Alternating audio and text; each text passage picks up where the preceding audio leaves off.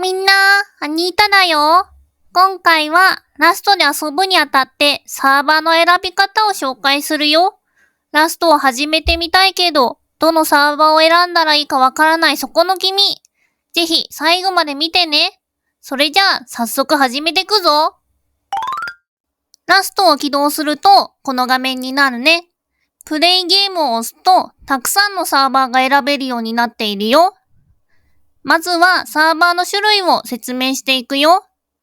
ラストのサーバーには、オフィシャルサーバー、コミュニティサーバー、モッドサーバーの3種類があるよ。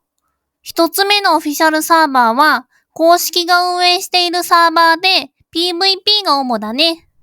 PVP は他のプレイヤーとの戦闘が可能なモードのことだよ。二つ目は、コミュニティサーバーで、ユーザーが運営している非公式のサーバーなんだ。PVP だけじゃなくて、プレイヤーとの戦闘がない PVE や建築専用のサーバーなどがあるよ。三つ目はモッドサーバーだよ。モッドというゲームを改造できるプログラムを用いたサーバーで、いろんなモードがあるのが特徴だよ。普通のサバイバルに飽きてきたらやってみるといいよ。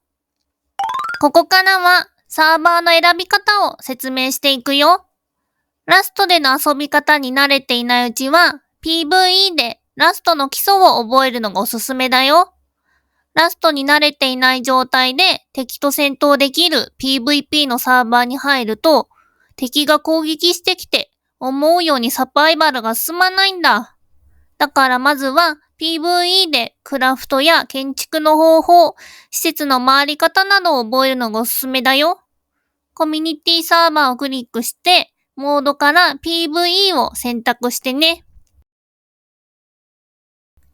PVE サーバーの中でも自分と同じ言語の人が多いところに行くといいよ。わからないことや困ったことがあったとき、チャットすれば教えてくれる人もいるからね。日本だったら JP、英語だったら US と検索欄に入れるといいよ。サーバーに入るときの注意点なんだけど、サーバーに入るときには必ずサーバーの注意事項をよく読んでから入ってね。ルールに沿って楽しく遊んでね。サーバーはたくさんあるから自分に合わないなと思ったら他のサーバーに変えて遊んでみてね。あと、ラストではヘリコプターを操縦できるんだけど、ヘリコプターを入手するのは難しくて、気軽に操縦の練習がしづらいんだ。そんな時は、ヘリコプターの操縦を練習できる専用のサーバーを立ててくれていることもあるから、こうしたサーバーを使うといいよ。検索からヘリやヘリと入力すると探しやすいよ。こうしてある程度ラストの基礎を覚えたら、コミュニティサーバーの PVP でサバイバルの世界になれるのがおすすめだよ。PVP のサーバーを選ぶときには、ピングの値に注意してね。ピングはインターネットの応答時間を表す数値で、この値は小さい方がいいんだ。この値が大きいと、相手からは見えているのに、自分からは相手のことが見えなくて、一方的にやられることがあるから、戦いが不利になってしまうんだ。だからなるべくピング値が小さいサーバーを選んでね。あと、検索欄に初心者やビギナーと入れると、初心者さんが多いサーバーを見つけることができるよ。PVP にもある程度慣れてきたら、公式サーバーに挑戦してみよう。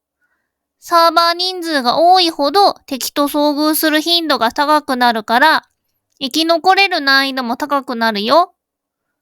最初は人数が少ないサーバーを選んで、慣れてきたら徐々に人数が多いサーバーに挑戦してみよう。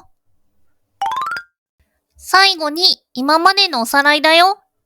慣れていないときはコミュニティサーバーの PVE でラストの世界に慣れてみよう。